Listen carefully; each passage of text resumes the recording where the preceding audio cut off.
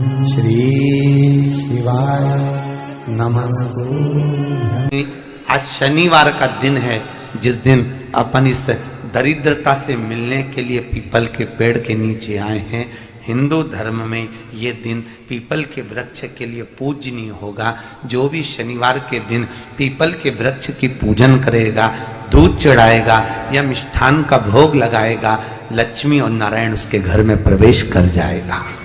लक्ष्मी और नारायण उसके घर में प्रवेश करेगा। पुराण की कथा कह रही है कि दुनिया के सारे तीर्थ नहीं जा सकते, पृथ्वी की सारी नदियों में स्नान नहीं कर सकते, पवित्र नदियों में आप स्नान नहीं कर सकते, या किसी भी तीर्थ में जाकर एक रात्रि भी विश्राम नहीं कर सकते, या हमने जिंदगी में कोई दान करा ना करा, कोई पुण्य करा ना करा, कोई सत्कर्म करा ना करा, कोई शास्त्र पढ़ा ना पढ़ा, कोई शास्त्र सुना ना सुना, उसके बाद भी शिव महापुराण की कथा कहती है कि एक दिन में अगर मात्र एक बार भी आप शंकर के शिवालय में प्रवेश कर गए या मंदिर में प्रवेश कर गए तो सारे तीर्थ, सारी नदियां, सारे सरोवर, सारी बावड़ी, सारे तालाब, सारे कुंड के स्नान का पुण्य, दान का पुण्य प्राप्त हो जाता है। केवल शिव तत्व को प्राप्त कर लेने। शिव महापुराण की कथा कह रही है कि घर में जो दिया होता है वो दीपक भी कोई साधारण नहीं होता, उस दीपक की भी महत्वता है, उस दीपक का भी वर्णन है। महाराज एक बात और बहुत अच्छे से सुनिएगा, शायद आपकी जिंदगी को सवार, शायद आपके जीवन को सवार। मेरी जीजियों, मेरे जीजाओं, मेरी बेटियों, बेटाओं, कभी मौका लगे, शंकर भगवान के शिवलिंग के पास में आप बैठे हैं।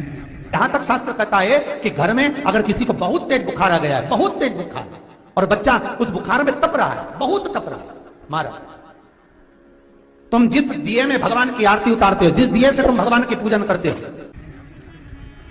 कभी मौका लगा और आप पूजन करने के लिए गए,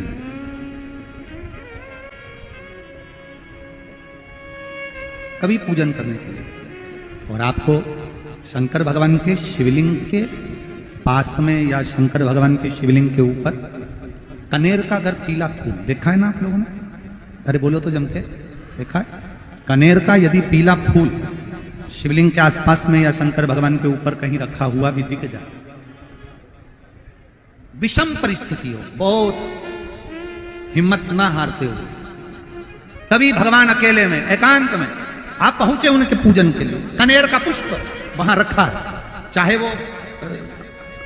चाहे वो जलाधारी पर रखा हो, चाहे वो शिवलिंग के पास में रखा हो, शिवलिंग पर रखा हो, उस कनेर के पुष्प को अगर आप 5 जगह का स्पर्श कराकर अपने हृदय की बात कहकर वापिस महादेव को समर्पित कर देते हो, तो भी मेरा महादेव तुम्हारे दुख का निवारण कर देगा। अब वो 5 स्थान, वो 5 स्थान, पहला गणेश जी, गणेश जी का जो स्थान होता है वह जगह, दूसरा षडानंद कार्तिक,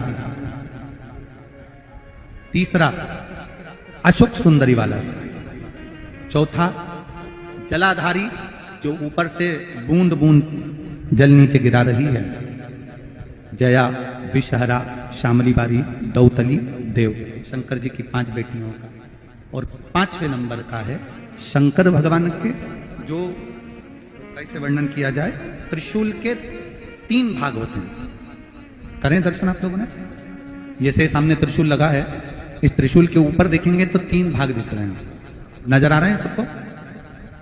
त्रिशूल का जो 3 भाग होता है, उस 3 भाग का जहां ज्वाइंट होता है, जहां मिलता है, एक जगह पर देखो तीनों भाग एक जगह पर मिले हुए, 3 भाग का जहां मिलन होता है, पंचम स्थान, ये 5वां स्थान, यहां पर स्पर्श कराकर शिवलिंग पर अपनी कामना कर कर श्री शिवाय नमस्तुभ्यम कहकर बाबा से अपने मन की बात कहकर जो समर्पित कर देता है, हम 3 महीना भी नहीं कहेंगे, हम तो कहेंगे अगर ज्यादा दुख है 3 दिन इंतजार करना, मेरा बाबा उस दुख को मिटाएगा।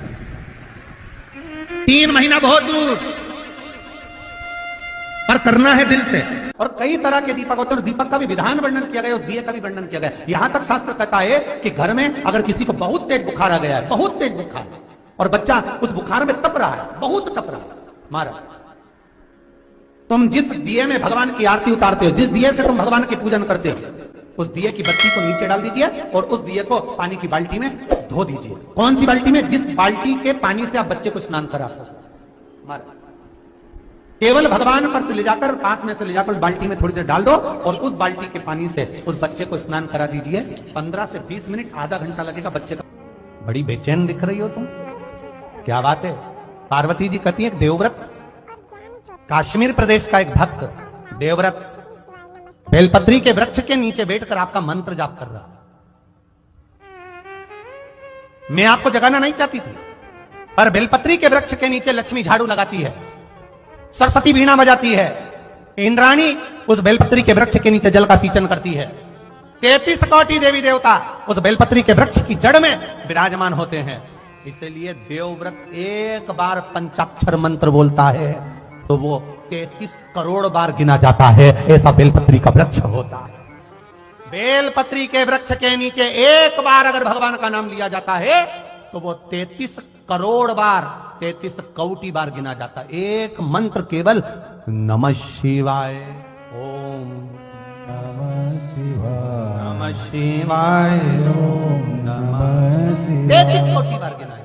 33 कोटि, कितना सुंदर लिखा है। फिर वही वाली बात आ गई जो पहले कथा में कहा, अपने लिए अच्छा वाला घी छाट के लाना, अच्छी कंपनी का लाना, और जब यज्ञ करने बैठे, पूजन करने बैठे, हवन करने बैठे, भगवान का कोई पाठ पूजन करवाई, पूजा वाले दुकान पे बोलना कि पूजा का घी चाहिए।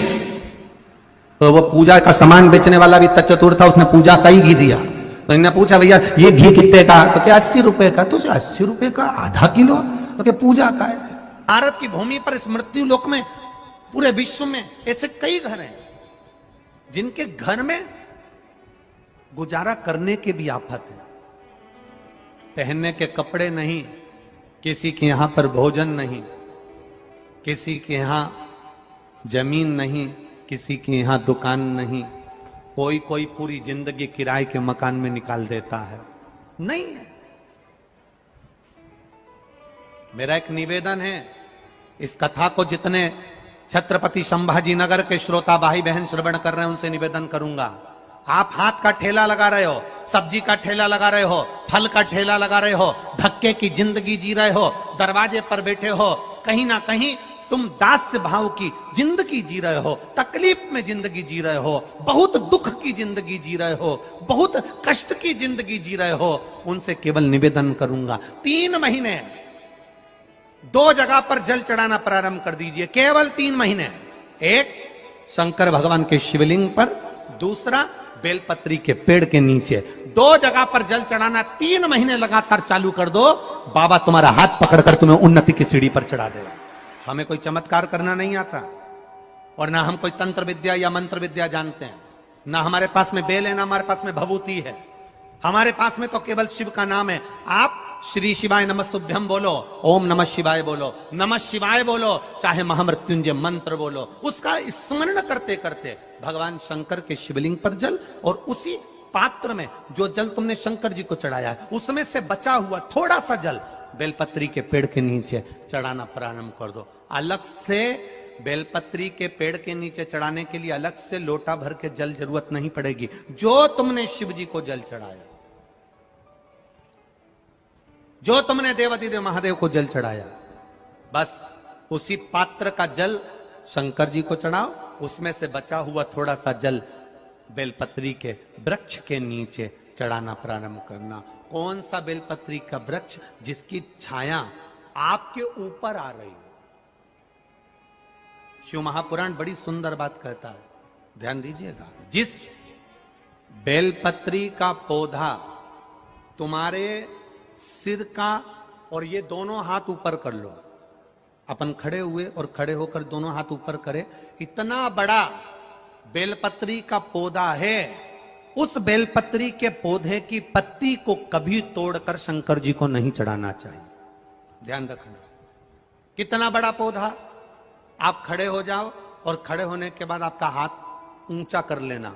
इतना बड़ा पौधा है, उस पौधे की पत्ती बेलपत्री को तोड़कर शंकर भगवान को कभी नहीं चढ़ाना। शंकर भगवान को उस बेलपत्री को, उस वृक्ष की पत्ती को तोड़ना चाहिए जो वृक्ष तुम्हारे हाथ से थोड़ा सा ऊंचा हो, जिसके लिए तुम्हें हाथ और ऊंचा करना पड़ रहा हो।